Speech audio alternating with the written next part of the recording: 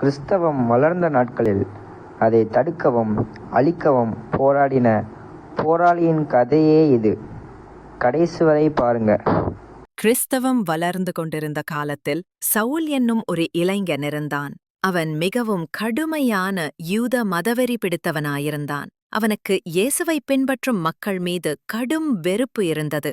சிலர் இயேசுதான் உண்மையான கடவுள் என்று அறிவிப்பதை அவன் கேட்டபோது கோபப்பட்டு அவர்களை பிடித்து அடித்து துன்புறுத்தி சிறையில் அடைக்கவும் தொடங்கினான். ஒரு நாள் அவன் தமஸ்கு என்னும் ஊருக்கு செல்லும்போது திடீரென்று வானத்திலிருந்து பிரகாசமான ஒளி அவனை சுற்றிக் கொண்டது. அவன் தரையில் விழுந்தான். அப்பொழுது வானத்திலிருந்து ஒரு சத்தமுண்டாகி, "சவுலே, சவுலே, நீ ஏன் என்னை துன்பப்படுத்துகிறாய்?" என்று சொன்னது. சவுல் அதிர்ச்சியடைந்து, ஆண்டவரே, நீர் யார்?" என்று கேட்டான். அப்பொழுது அந்த குரல், "நீ துன்பப்படுத்துகிற இயேசு நானே" என்றது.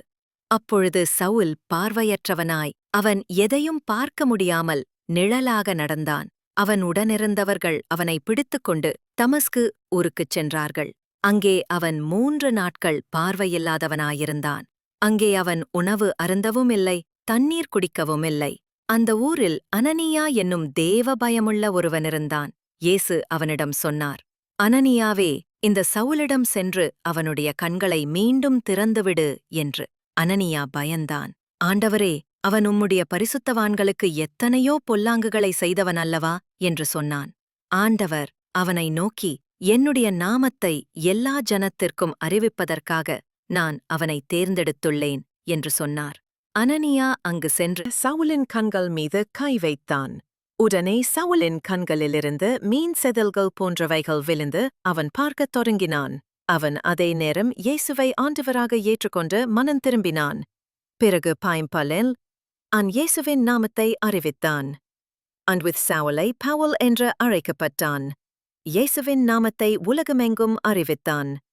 இதிலிருந்து நாம் புரிந்து கொள்ள வேண்டிய முக்கியமான பாடம் என்னவென்றால், இயேசுவை ஆண்டவராக அறிவிக்கக்கூடாது என்று வைராக்கியமாய் போராடின அந்த பவுலைக் கொண்ட இயேசுதான் ஆண்டவர் என்று உலகம் முழுதும் சொல்ல வைத்தார்.